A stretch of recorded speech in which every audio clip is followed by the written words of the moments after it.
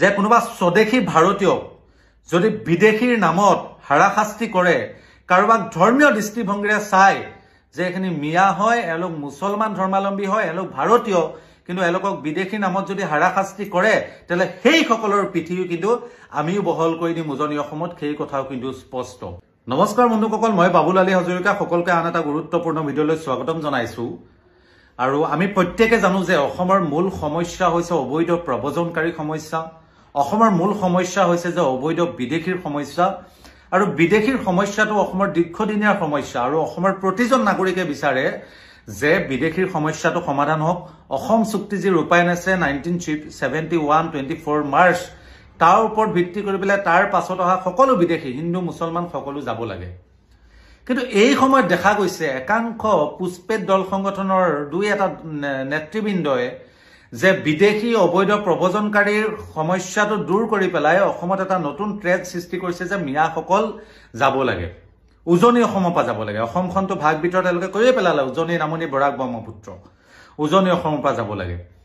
সেইসকলক আজি লাইভৰ যোগেদি স্পষ্টকে কৈছো যে কোনোবা স্বদেশী ভাৰতীয়ক যদি বিদেশীৰ নামত হাৰাশাস্তি কৰে, কাৰোবাক ধৰ্মীয় দৃষ্টিভংগীৰে চাই যে এখিনি মিয়া হয়, এওঁলোক মুছলমান ধৰ্মাৱলম্বী হয়, এওঁলোক ভাৰতীয়, কিন্তু এওঁলোকক বিদেশী নামত যদি হাৰাশাস্তি কৰে, তেলে সেই সকলৰ পিঠিও কিন্তু আমিও বহল কৰি দিম উজনি অসমত, সেই কথাও কিন্তু স্পষ্ট।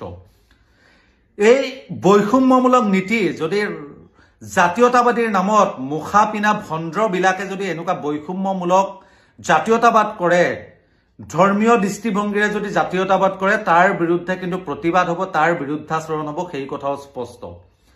আমাৰ কথা স্পষ্ট, যদি বিদেশী খেদিবলৈ আছে আমি সকলো একত্ৰিত হ'ব লাগে।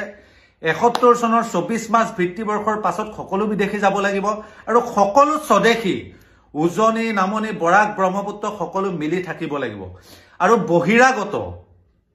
আৰু বহিৰাগত বিহাৰী বাংগালী যিয়ে হওক, যি ৱেষ্ট বেংগলৰ পৰা আহিছে, যি ৰাজস্থানৰ পৰা আহিছে, সেই সকলৰ বিৰুদ্ধে যদি প্ৰতিবাদ কৰে আমি সকলো একত্ৰিত হৈ আছো।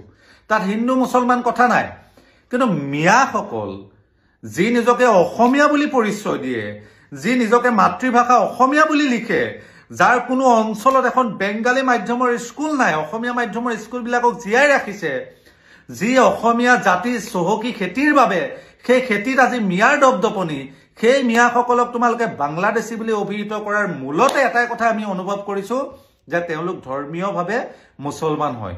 আৰু এনেকুৱা বৈষম্যমূলক নীতি বাৰে বাৰে স্বদেশীৰ ওপৰত হাৰাশাস্তি কৰি থকা হ'ব, স্বদেশীৰ ওপৰত ধৰ্মীয় দৃষ্টিভংগীৰে টাৰ্গেট কৰি পেলাই এনেকুৱা মানসিক, শাৰীৰিক, চাৰিত্ৰিক দিশৰ হাৰাশাস্তি কৰি থকা হ'ব।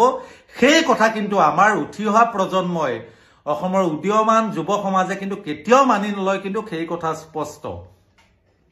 সেয়েহে যিকেইটা দল সংগঠনে কৈছে যে মিয়াৰ বিৰুদ্ধে তীব্ৰতৰ আন্দোলন হ'ব, মিয়াৰ বিৰুদ্ধে উজনি অসমত যিসকলে ওকালতি কৰে তেওঁলোকৰ পিঠি বহল কৰি দিয়া হ'ব, মই তেওঁলোকক কৈছো যে স্বদেশী লোকৰ প্ৰতি, হিন্দু হওক, মুছলমান হওক, মিয়া হওক, কিবা হওক, স্বদেশী মানুহক যদি হাৰাশাস্তি কৰা হয়, সেই সকলৰ পিঠিও কিন্তু আমি বহল কৰি দিম, সেই কথাও স্পষ্ট।